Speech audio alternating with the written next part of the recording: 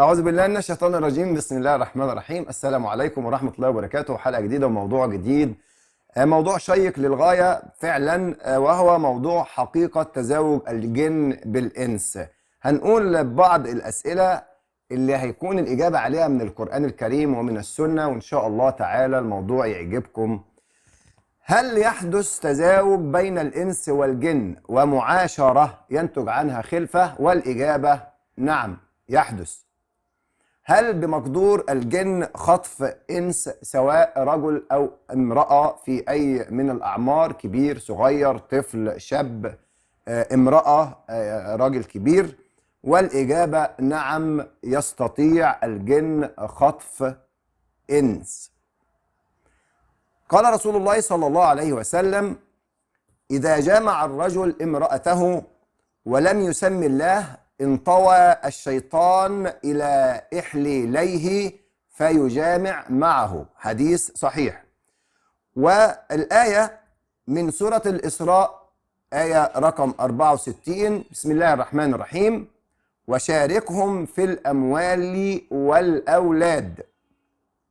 ونبدأ نقول الآيات من سورة الأنعام. بسم الله الرحمن الرحيم: ويوم يحشرهم جميعا يا معشر الجن قد استكثرتم من الإنس وقال أولياؤهم من الإنس ربنا استمتع بعضنا ببعض وبلغنا أجلنا الذي أجلت لنا قال النار مثواكم خالدين فيها إلا ما شاء الله إن ربك حكيم عليم. صدق الله العظيم.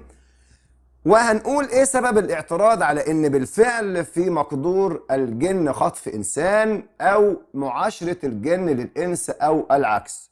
سبب الاعتراض، وهنقول السبب اللي يؤكد حقيقة ما نقوله الان.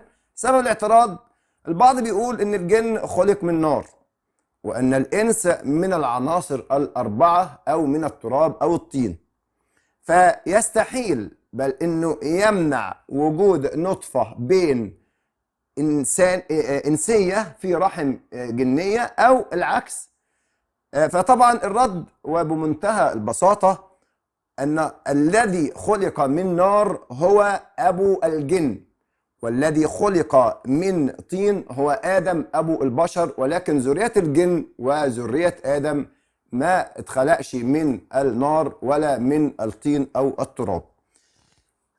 طب ايه السبب ان احنا يعني ما بينشرش الموضوع ده بشكل عام؟ عشان في البعض من النساء او السيدات وللاسف بتحصل علاقة غير مشروعة ينتج عنها حمل، وبالتالي كل بنت او ست حصل لها حمل من علاقة غير مشروعة هتلجأ للجن وتتهم ان الجن هو الفاعل. وطبعا في الحالة دي بيكون الجن في الحالة الوحيدة اللي بيكون فيها بريء براءة الذئب من دم ابن يعقوب. نسأل الله وإياكم العفو والعافية، وإن شاء الله ربنا يغفر لنا جميعا. ويا ريت في أي تصرف أو قول أو فعل من حياتنا لازم نسمي الله ونستعيذ بالله من الشيطان الرجيم. إن شاء الله أكون ما طولتش عليكم، يكون الموضوع عجبكم. ومستند الموضوع بآيات من القرآن الكريم، آيات مباشرة والمعنى واضح تماما وحديث صحيح. أشكركم. أخوكم سلام نور الدين، والسلام عليكم ورحمة الله وبركاته.